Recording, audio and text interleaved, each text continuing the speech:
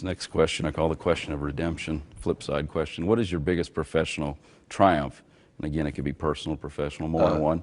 Kirt, that's easy. What we're doing right now. Yeah. There's no question It's cool about what you're doing. It's very. You're the only one who can do it, excuse me. That's very kind. It's very unusual to have an opportunity to turn around a failed facility twice. Yeah. I'm not really sure if that's ever happened. I don't know. I haven't researched or looked at it, but the turnaround of, Kentucky-Kingdom failed in 1987. We got involved a couple of years later, and the park rose from 137,000 visitors the first year to 1.4 million visitors 8 short years thereafter. Raging success. We sold it.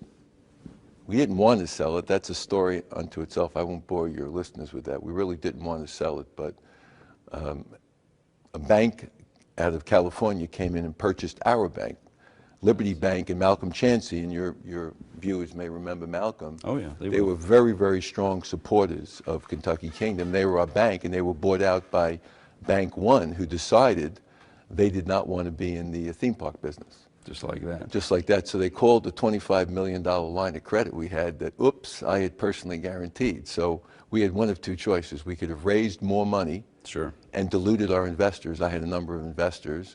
Or we could sell the park for 11 times EBITDA, and that's essentially your cash flow. So we got a very big number. It was an easy decision, but we really wanted to stay in the business. Right. So unfortunately, Six Flags had some difficulties, and then here we are, looking to turn around a park that had previously failed, turning around again. So that's an easy question. It's so exciting for me and my team to have an opportunity to do that a second time. I watch a lot of the people I asked to be on the show from afar and kind of get a feel and flavor for them and kind of build up to see if they're the right pick to be on the program. And of all the interviews we've done, I would say, and I mean this with utmost respect, that you are probably one of the more mysterious, mercurial approach to the way you go about succeeding that I've ever seen in the community. And it works.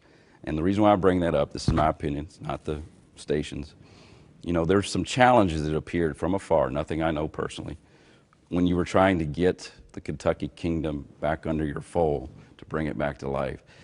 You don't need to elaborate. It just seemed like there was either was a personality or something issue that had nothing to do with it just felt right that it should have been you to do this. Now it is you, but I don't know how many viewers will know what you've gone through to get it back in your hands to now make it the success that it will be. Yeah, well,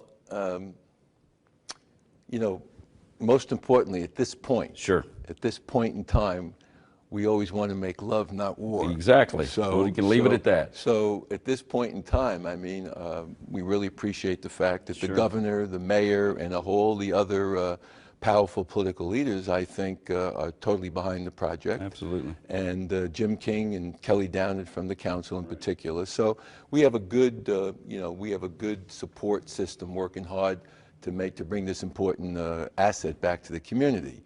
But it was interesting, that period of time. There were chapters, is what I'm letting the audience know. And I must tell you, at times I had to scratch my head. I didn't even. The funny thing about the business and certainly politics is that the game you're watching is very seldom the game being played.